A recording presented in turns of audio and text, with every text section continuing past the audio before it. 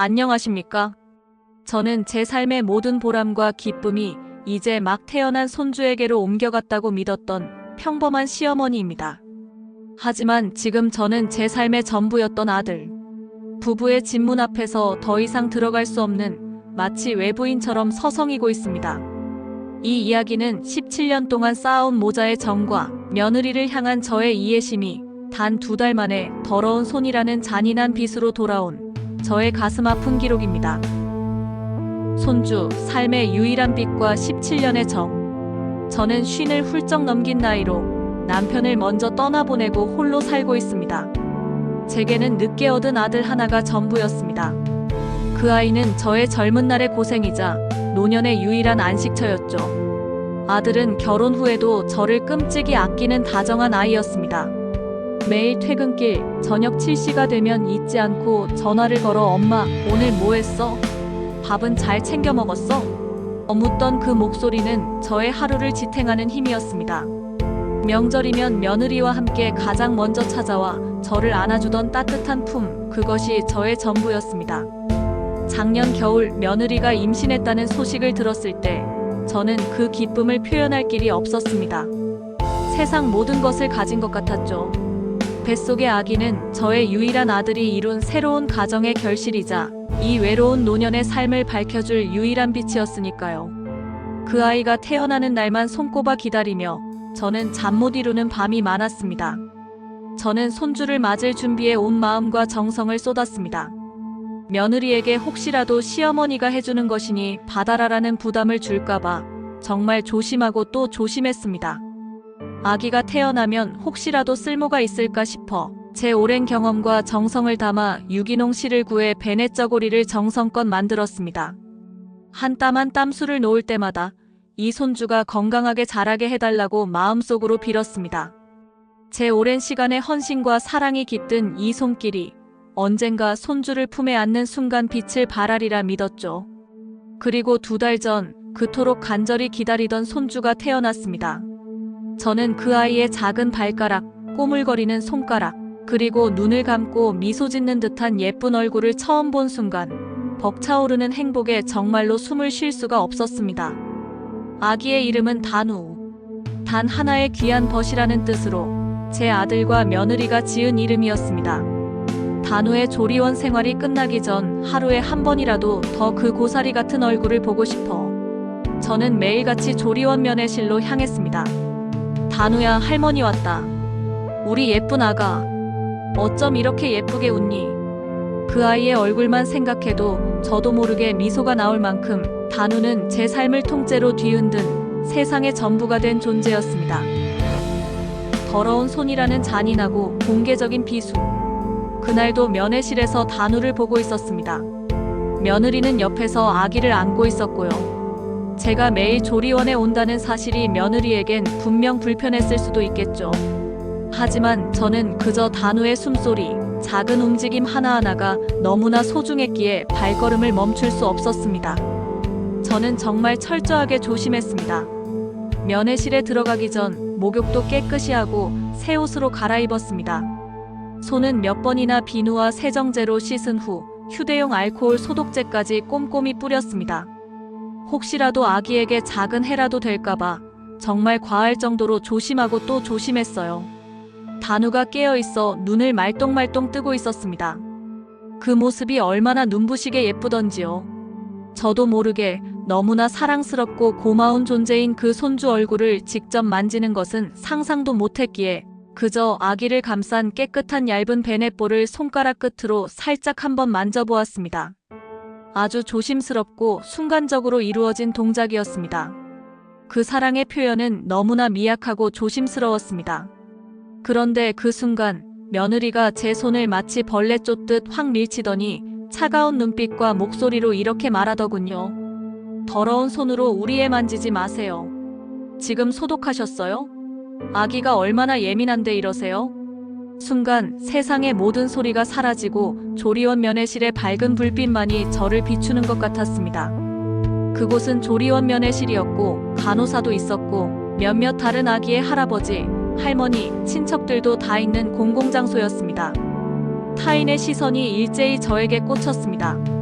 저의 며느리는 마치 제가 무슨 세균 덩어리라도 되는 것처럼 모두가 보는 앞에서 저의 손을 더럽다고 규정해버렸습니다.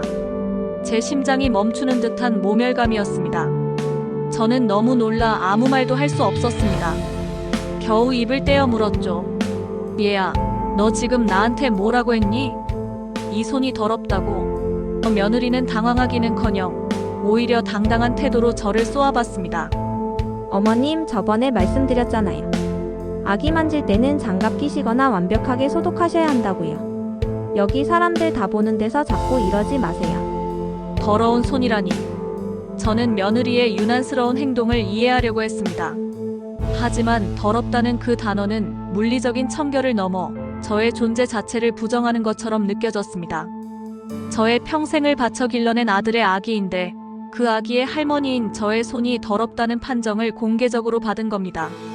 수십 년간 밥 짓고 빨래하고 아들 키우고 명절이면 온갖 음식을 해내며 헌신해온 이 손이 이제 겨우 2달 된 아기의 엄마에게 공개적으로 더럽다는 말을 듣다니요. 그 말이 얼마나 가슴을 찢어 놓았는지 지금도 제 귀가에 날카로운 비수처럼 맴돌아 다른 소리는 들리지 않는 것 같습니다. 저는 그때 온몸의 피가 차갑게 식어버려 한 발자국도 움직일 수 없었습니다. 며느리의 차가운 표정, 주변 사람들의 웅성거림, 그리고 멍하니 서 있던 저의 모습이 마치 지울 수 없는 흑백 사진처럼 머릿속에 박혀버렸습니다. 당신은 안 돼요라는 차단과 고립의 메시지. 조리원에서 집으로 돌아온 후에도 상황은 전혀 나아지지 않았습니다.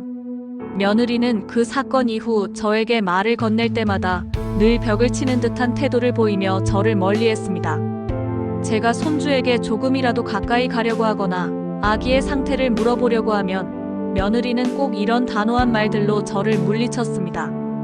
아기 면역력이 약해서 어머님 감기라도 옮으면 안 돼요. 지금은 예민해서 안 돼요.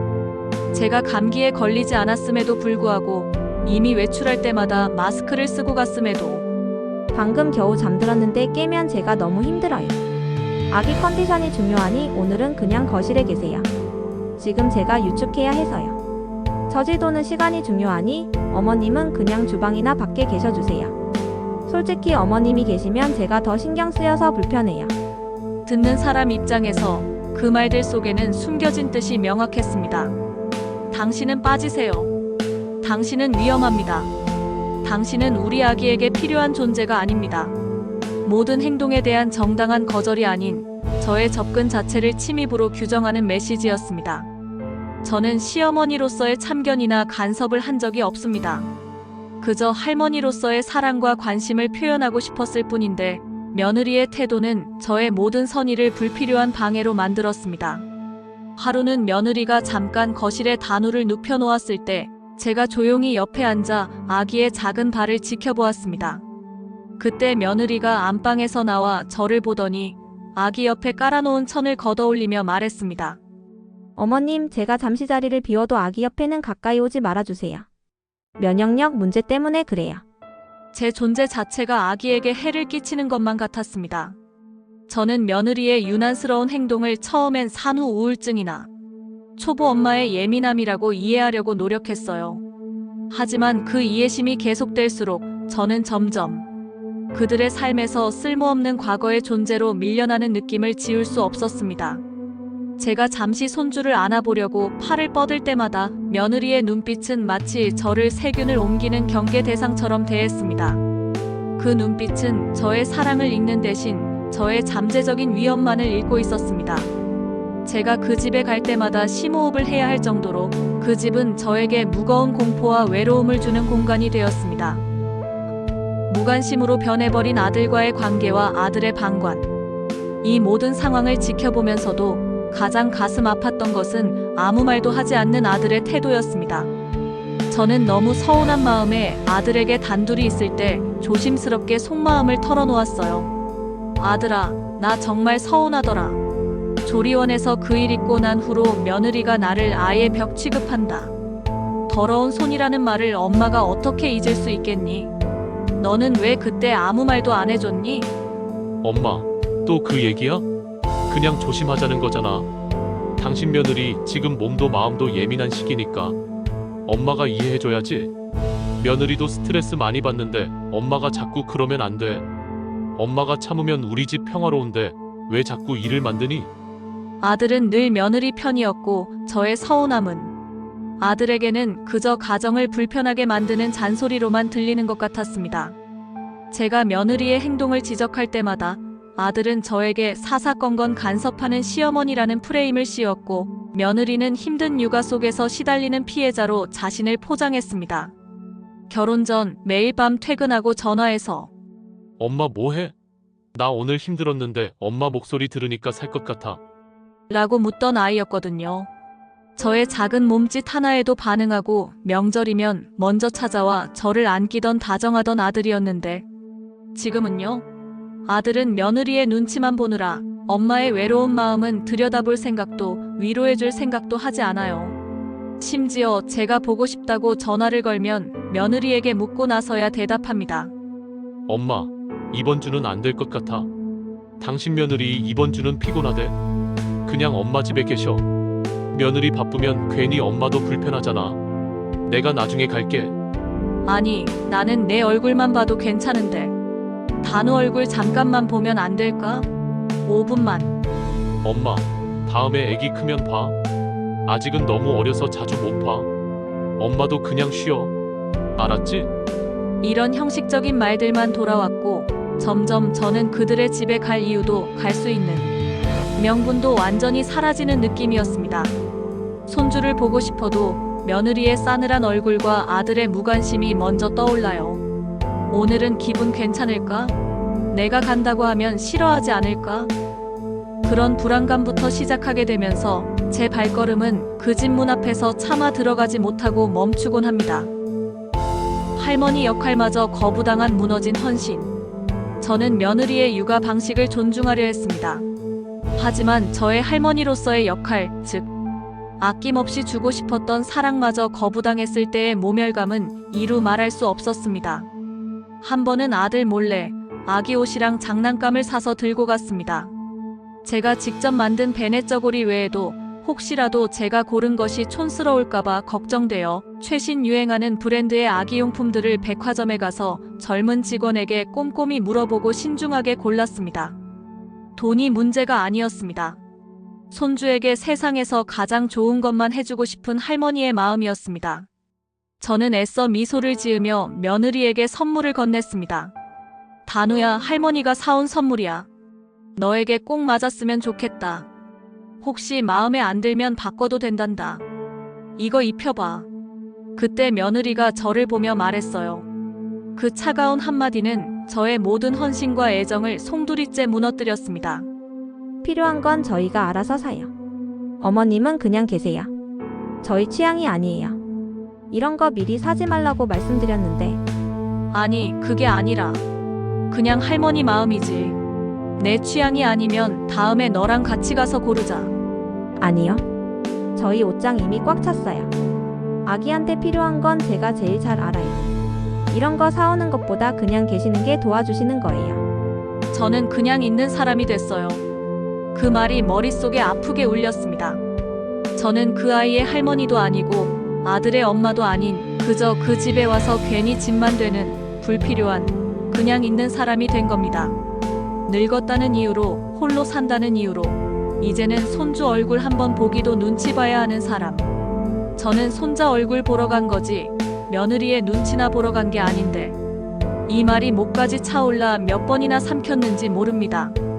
며느리의 입장도 이해해 보려고 했지만 당신은 필요 없다는 메시지로만 남는다면 저의 남은 삶은 너무나 서럽고 외로운 절망뿐입니다.